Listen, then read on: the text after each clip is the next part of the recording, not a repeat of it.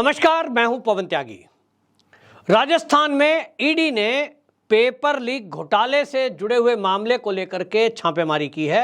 इस छापेमारी में कांग्रेस के जो चीफ हैं प्रदेश के, गोविंद सिंह डोटासरा, इनके ठिकानों पर छापेमारी की है। वहीं आपको बता दें, एक निर्दलीय एमएलए अभी हाल ही में कांग्रेस में शामिल हुए हैं, ओम प्रकाश हुड्डला, इनके भी ठिकानों पर छापेमारी की गई है। मामला है पेपर लीक घोटाले से जुड़ा हुआ, जिसकी शिकायत भारतीय जनता पार्टी के नेताओं ने की है। उनका कहना यह है कि जिस तरह से राजस्थान में पेपर लीक हुए हैं, उसके पीछे कुछ कोचिंग सेंटर हैं और उन कोचिंग सेंटरों के जो मालिक हैं उनके संबंध इन नेताओं से है। और इसी बात का खुलासा हुआ था कि वो जो कोचिंग सेंटर में पढ़ने वाले बच्चे हैं, उस कोचिंग सेंटर में ये कहा गया कि कलाम कोचिंग सेंटर है जिसमें पढ़ने वाले बच्चों को पेपर होने के पहले ही पेपर का पता था। वहीं से इस चीज़ का खुलासा हुआ। तो अब जांच का विषय यह है कि वो जो कलाम कोचिंग सेंटर है, वहां उन बच्चों के पास वो पेपर कैसे पहुंचा। निश्चित रूप से उसको जांच करना जरूरी था और राजस्थान के युवा इस बात को जानना चाहते थे कि आखिरकार उनकी जिंदगी से जो खिलवाड़ किया जा रहा है उसके पीछे कौन है। अब इसको लेकर विपक्षी दल, यहां तक कि कांग्रेस, अशोक गहलोत और कई विपक्षी नेता ये कह रहे हैं, साहब ये बदले की कार्रवाई है। क्या राजस्थान के युवाओं के साथ जो छल हुआ है, जो बेईमानी हुई है, जो पेपर लीक हुए हैं, उसकी जांच नहीं होनी चाहिए? सवाल नंबर एक तो ये है। नंबर दो, अशोक गहलोत के बेटे वैभव गहलोत को भी ईडी ने सम्मन किया है और उनको कहा है कि 27 अक्टूबर में वो हाजिर हों। वो दूसरा मामला है। और वो मामला क्या है? वो मामला आपको बता दूं, सीधा सीधा वैभव गहलोत जेल जाने वाले हैं, ईडी के सूत्रों का यह कहना है, क्योंकि मामला विदेशी पैसे का है, फेमा के उल्लंघन का है। विदेश में एक शेल कंपनी बनाई गई, यानी फर्जी कंपनी बनाई गई, और वो फर्जी कंपनी भारत के एक होटल उद्योगपति के शेयर खरीदती है, यानी होटल उद्योग जो है, होटल इंडस्ट्री, ट्राइटन होटल्स। ये ट्राइटन होटल्स जो है, ये वैभव गहलोत जो अशोक गहलोत के बेटे हैं, इनका एक निकट सहयोगी है, जिसका ये सारा चेन है होटलों की। और ये जो है, इनका नाम है रतनकांत शर्मा। यानी आप पूरा खेल समझेंगे तो समझ में आएगा कि जिस तरह से दिल्ली का आबकारी घोटाला है, वो ये कहते हैं साहब पैसा तो आया ही नहीं, पैसा तो कहीं मिला ही नहीं। इसी तरह से ये जो नेता लोग हैं, ये घोटाला ऐसा करते हैं कि वो पकड़ में ना आए। लेकिन आज ईडी है, वो ईडी इतनी बढ़िया बेहतरीन तरीके से काम कर रही है कि वो इंतजार करते हैं, धीरे से पता लगा लेते हैं कहां कहां घोटाला हुआ है। अगर मैं बात करूंगा पहले पेपर लीक घोटाले की, तो उसमें जैसे मैंने बताया, कलाम जो कोचिंग सेंटर है, इसको निगरानी में रखा जा रहा था और कलाम कोचिंग सेंटर के जो मालिक है, डायरेक्टर है, उसकी पत्नी के मोबाइल से बाकायदा ईडी को सबूत मिले हैं कि पेपर जो लीक किया गया उसके लिए मालिक ने अपना फोन इस्तेमाल नहीं किया, पत्नी के मोबाइल को यूज किया गया और उससे व्हाट्सएप के जरिए कुछ लोगों को पेपर भेजे गए। उसके सबूत ईडी के पास हैं। और इसीलिए जब उनसे पूछताछ हुई, जो कलाम कोचिंग सेंटर के मालिक हैं, उससे जब पूछताछ हुई और उसके संबंध में आरपीएस अधिकारी से जब पूछताछ हुई, तो उन्होंने बताया कि भाई इस मामले में नेताओं का भी सहयोग है। अब वो कौन नेता है? तो ईडी को दो नाम पता लगे, गोविंद सिंह डोटासरा और दूसरा जो है ओम प्रकाश हुड्डला। अब ये दोनों नेताओं का पता लगा कि दो नाम हैं जो इस सारे पेपर लीक घोटाले में शामिल हैं। कोचिंग सेंटर के मालिक भी मिले हुए हैं, लेकिन सरकार का कोई आदमी जब तक नहीं मिलेगा तब तक पेपर कहां से मिलेगा। और इसीलिए कांग्रेस के चीफ के ठिकानों पर ईडी की रेड हुई है। अब ये कुछ भी सफाई दें, लेकिन चुनाव के दौरान जो ये घोटाले का खुलासा हुआ है, ये अपने आप में चीख चीख कर कह रहा है कि अशोक गहलोत की सरकार किस तरह के कारनामे कर रही थी। हालांकि अभी प्रारंभिक जांच है, अभी फैसला होना बाकी है, जांच के सबूत अभी आने बाकी है, लेकिन जो अभी तक सबूत आए हैं उसमें एक चीज तो साफ हो चुकी है कि अशोक गहलोत सरकार में जो नेता हैं कांग्रेस के, वो सब मिले हुए थे और किस तरह से मिली भगत करके अधिकारियों के जरिए पेपर बनाया, फिर उस पेपर की कॉपी लीक की, फिर वो कोचिंग सेंटर मालिकों को मोटी कीमत पर बेची। इस सारे नेक्सस में करोड़ों रुपए का हेराफेर हुआ है और उस करोड़ों रुपए में अब नेताओं के ठिकाने पर जब छापेमारी हुई है, हालांकि उसका ये नहीं पता लगा अभी तक कितने कैश बरामद हुआ है, लेकिन ईडी के सूत्रों का कहना है कि इसमें बड़ी संख्या में हमको सबूत मिले हैं जो ये साबित करने के लिए काफी हैं कि जो पेपर लीक घोटाला है इसमें कांग्रेस के नेता का हाथ है। एक बात। दूसरा, अब आते हैं अशोक गहलोत के बेटे वैभव गहलोत पर। वैभव गहलोत ने भी पैसे को लेन देन को लेकर किस तरह का घोटाला किया है आपको समझाने की कोशिश करूंगा।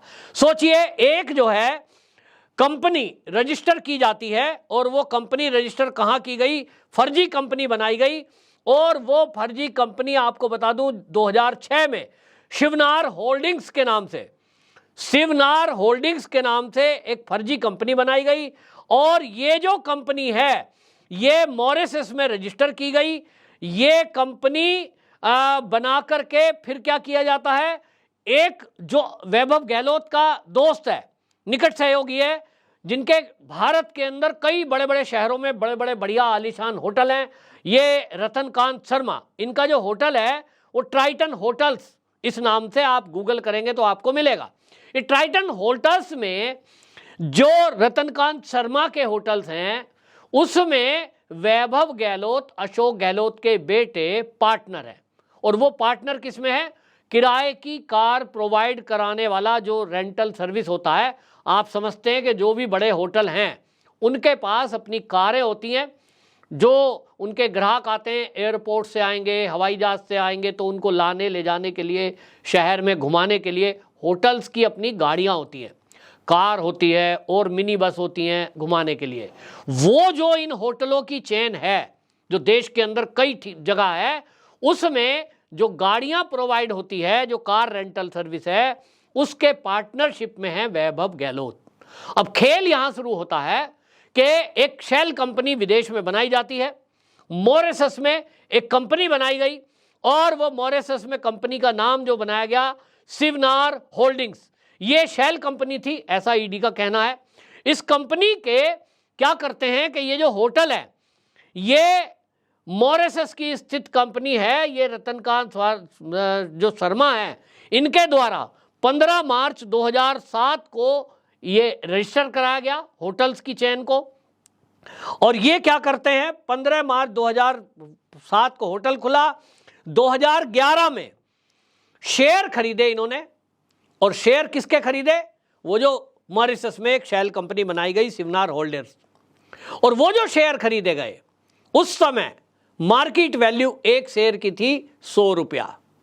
लेकिन ये जो होटल है ट्राइटन होटल्स, ये कितने में शेयर खरीदता है, 100 रुपए के शेयर को ये खरीदते हैं 39,900 रुपए में एक शेयर। जिस शेयर की कीमत 100 रुपए है उसको ये जो होटल के मालिक है ट्राइटन होटल्स, ये खरीदता है कितने रुपए में, 39,900 रुपए में। और कुल शेयर खरीदे 2500 से 39,900 की गुना करेंगे तो ये कीमत आती है 9,97,50,000। यानी जो ये होटल है ट्राइटन होटल, ये ट्राइटन होटल्स ने एक तरह से उस कंपनी के शेयर खरीद कर, मात्र 100 रुपए का एक शेयर है, 2500 शेयर खरीदे गए। 2500 शेयर खरीदने थे तो 100 रुपए पर शेयर के हिसाब से पैसे देने थे, लेकिन इनको तो पैसे देने थे 2 नंबर के 1 नंबर में कन्वर्ट करने के लिए, पेमेंट पहुंचानी थी, उसके लिए 39,900 रुपए का शेयर एक खरीदा। और कुल मिलाकर 9,97,50,000 रुपए वहां पहुंचा दिए गए मॉरिशस। समझ रहे हैं। अब वो मॉरिशस की जो शेल कंपनी है, वही कंपनी अब कहा जा रहा है कि अशोक गहलोत के बेटे की है, उसमें वो शेयर होल्डर हैं। इस तरह से भारत के लोग, भारत के उद्योगपति पैसा देना चाहते हैं नेताजी को, नेताजी का फेवर करने के लिए, क्योंकि जयपुर में भी होटल है। जयपुर, उदयपुर, 2 शहर राजस्थान में इनके होटल हैं। होटल मुंबई में भी है, दिल्ली में भी है। तो अब इन होटलों में नियम कायदे कानून तोड़कर, या यूं समझिए वो कांग्रेस को मदद करना चाहते हैं, अशोक गहलोत को मदद करना चाहते हैं, तो पैसे पहुंचाने का जरिया था कि एक शेल कंपनी बनाओ, फर्जी कंपनी बनाओ विदेश में, और फिर यहां से पैसा वहां पहुंचा दो। वहां का पैसा फिर यहां ले आओ। कोई कहेगा साहब पैसे कैसे हैं? वो साहब शेयर खरीदा था, शेयर में फायदा हो गया, ये उसका पैसा है।